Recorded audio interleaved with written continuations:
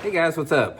Welcome back here to today's edition of Advanced Bass Fishing, and really appreciate you guys joining me for today's episode. And guys, today we're going to be talking about what I consider the most underrated crankbait in bass fishing, probably in history, and that's this Rapala DT6 crankbait. Guys, this is an incredible bass catcher, and it has been for a long time. And what I want to do in today's video is I want to sort of explain to you guys the situations that the DT6 really excels in. Because once you get those set of conditions, it's hard to beat this thing. So we're going to get into that in today's episode. Also, guys, we'll get started real quick. Anybody interested in booking an on-the-water lesson with me, just go to my Facebook page, Randy Blaukat Professional Angler. You can shoot me a private message for that. Much appreciated. And also, guys, I will link the DT6 link and my Tackle Warehouse link in the description of this video. If you guys would like to use that link to get you a couple of these baits, be much appreciated by me and my family there. So really give you big thanks for that.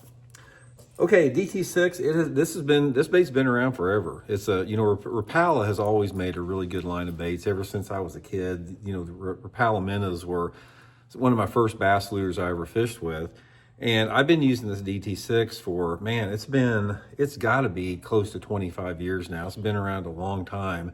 It's a wooden crankbait. It's got, it doesn't have a super fast rise on it, but it's got a fairly rapid rise on it. It's not like a balsa square bill or something, but it rises considerably.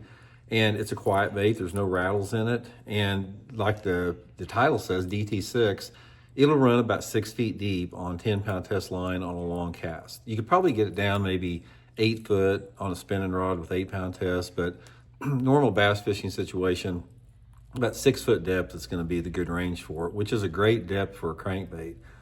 So specifically, let's talk about the DT6, why it catches fish, situations it works in. First of all, it doesn't telegraph itself. One of the characteristics of baits that I call that don't telegraph themselves to the bass, they're quiet. They don't make any noise. Bass, they can get conditioned to like vibrations and rattles and noises that a bait makes that emit sound.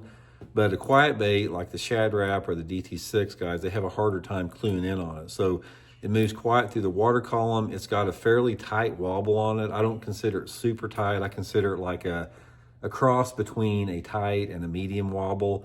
And like any other lure out there, there are characteristics of a bait that's based upon the profile and the size of the lure that some lures are just more attractive to bass than others. So it's sort of like a mystery in fishing why one lure profile will outproduce another, but they do definitely, and the DT6 is definitely one of them.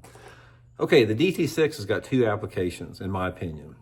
This is a bait that works good in the pre-spawn time of the year and the fall time of the year, and it is a rock or a grass lure. You don't want to fish this bait around wood.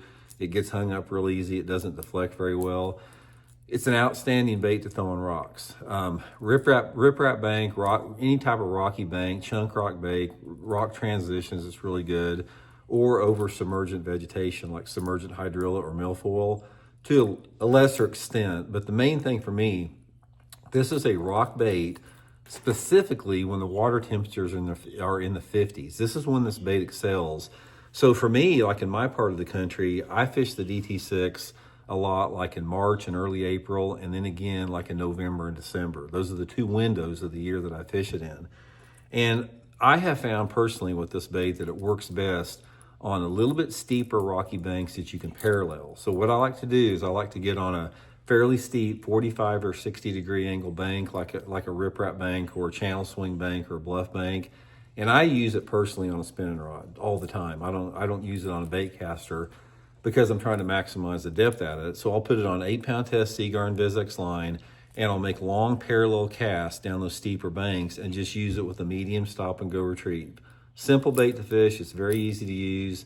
And those are the windows that it works in, guys. It's just not a lot to say beyond that. It's just when you get a situation like that, they'll bite it. And another thing about a DT6, since it is a quiet bait that's got a tight wobble, it works pretty good in tough fishing conditions. So if you have a lake that has, considerable amount of fishing pressure, like a heavily fished public body of water, or those days where the conditions are really tough, like it's bright out with not much wind, that's when this bait really excels. Tough fishing conditions, water temperatures in the 50s, catch a lot of fish on it, and it catches good ones too.